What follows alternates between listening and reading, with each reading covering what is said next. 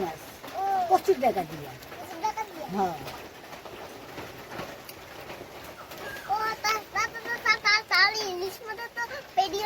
হ্যাঁ পেটি হয়। আজকে আমাদের ঘরেতে ইলিশ মাছের একটা রেসিপি হবে। ইলিশ মাছ দিয়ে কচুর ডাগা রান্না করা হবে। অনেক দিন খাইনি এইটা, তো আজকে মাকে বললাম মা এটা একটু রান্না করো। তো ফ্রিজ থেকে মা ইলিশ মাছটা বের করে কাটতেছে। আমার ছেলে তো সামনে বসে পক পক করতেছে, দেখো। সে খুব ইলিশ মাছটা খুব পছন্দ করে, সে ইলিশ মাছটা খুবই পছন্দ করে, আমরাও পছন্দ করি, তো আমার ছেলেটা বেশি পছন্দ করে। এই যে কাটা হয়ে গেল, দেখো, ইলিশ মাছ আর কচুর ডাগা। এই যে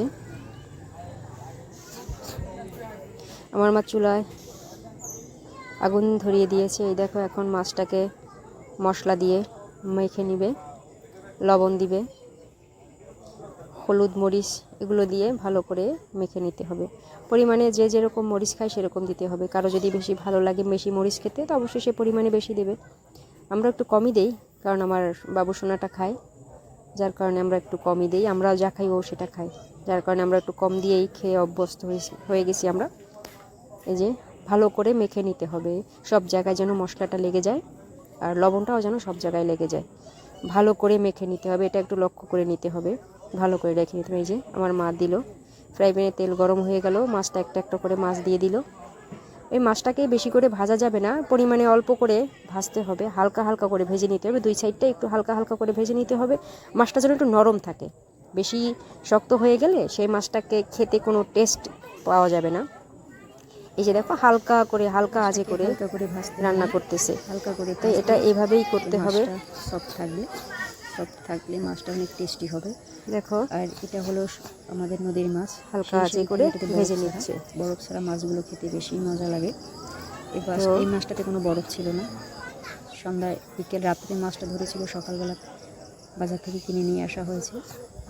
তো এখন দেখো, এখন কি করতে হবে, তরকারিটা দিয়ে করবে আস্তে আস্তে। জল দিয়ে দিয়ে এই যে কচুর শাকটা আমরা জলটা দিয়ে ভালো করে ঢেকে নিয়েছিলাম, ঢেকে দিয়েছি, মশলা দিয়ে সব কিছু ঢেকে দিয়েছি। ঢেকে দিতে হবে, ঢেকে দিলে কচুর শাকটা সিদ্ধ হয়ে যায় ভিতর থেকে। পরিমাণ মতো জল দিয়ে তার ভিতরে হলুদ মরিচ তেল লবণ, বিশেষ করে একটু সরিষার তেল দিলে বেশি ভালো হয়, অনেকে পছন্দ করে না সরিষার তেলের ফ্লেভারটা। তারপরে দেখো মাছগুলো, ভাজা মাছগুলো আমরা দিয়ে দিলাম। এখান থেকে ভালো করে একটু সময় নেড়ে নেড়ে মাছটাকে সুন্দর উল্টো পাল্টা করে একটু মাছের ভিতরে যেন ঝোলটা ঢুকে, এরকম একটা সিস্টেম করে আমাদের নিতে হবে। এই দেখো, এখন অনেকটা সুন্দর লাগছে। তো এখন কি করতে হবে, এখন এটাকে ঢেকে দিতে হবে। এখন একটা ঢাকনা দিয়ে আমরা ঢেকে দিলাম। ঢেকে দেওয়ার পরে কী করব, পাশে ওদিকে রান্নাটা হতে যাচ্ছে, এদিকে আমরা কি সর্ষে আর একটু জিরা, এটাকে আমরা বেটে, যে যখন মাছটা উঠানো হয়ে যাবে পুরোপুরি, তখন আমরা একটু আগে এটাকে দিয়ে দেবো বাটাটা, কিন্তু জিরাটা একটু ভেজে নিলে বেটার হবে। এই দেখো, এখন কি পরিমাণ আগুন জ্বলছে, আমাদের ভাতও হয়ে গেছে প্রায়, এদিকে মাছটাও কমপ্লিট হয়ে যাচ্ছে। দেখো, মাছটা প্রায় হয়েই গেছে, এখন সব মশলা দিয়ে এই যে দেখো একেবারে কমপ্লিট মাছটা, এখন শুধু নামিয়ে নিলেই চলবে। দেখো কতটা সুন্দর লাগছে। এটা হলো গ্রামের সিম্পল রান্না, এটাতে কোনো শহরের কোনো ছোঁয়া নেই, কোনো কিছুই নেই, এটা গ্রামের সিম্পল রান্না।